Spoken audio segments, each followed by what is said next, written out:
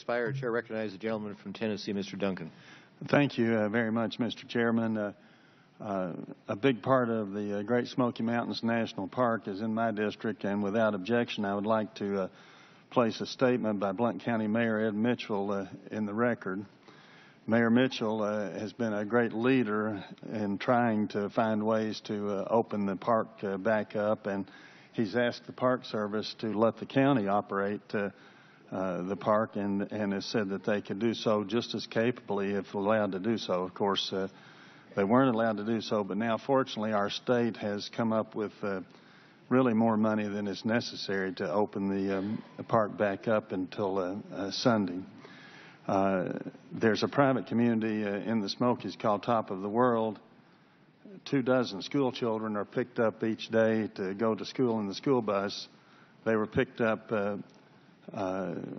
when the morning the government shut down, and then the Park Service closed the road so that the school children could not get back home on their school bus after school, which I thought was a very sad and needless thing to have done. I've said many times that you can never satisfy government's appetite for money or land. They always want more.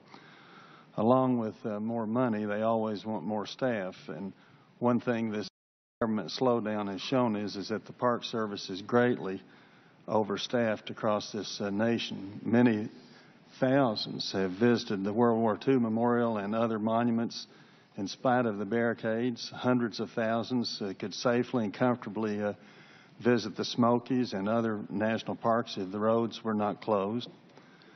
These barricades and closures were obviously done to try to make the shutdown as unpopular as possible, as inconvenient as possible, and not because it was actually necessary.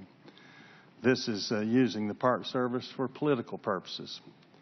This is all shown, as I've said, that the Park Service is greatly overstaffed. Mr. Ebell has in his statement a quote from a former Secretary of the Interior who said the National Park Service has a long history of dramatizing budget issues by inconveniencing the public. They often choose the most dramatic type of action in order to get their message across.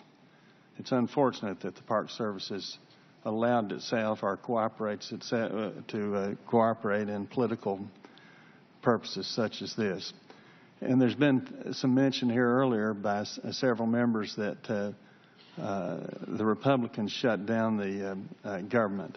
The Republicans in the House voted 4 different times to keep the entire government open before anything was shut down. But Senator Reid would not allow that to be taken up in the Senate.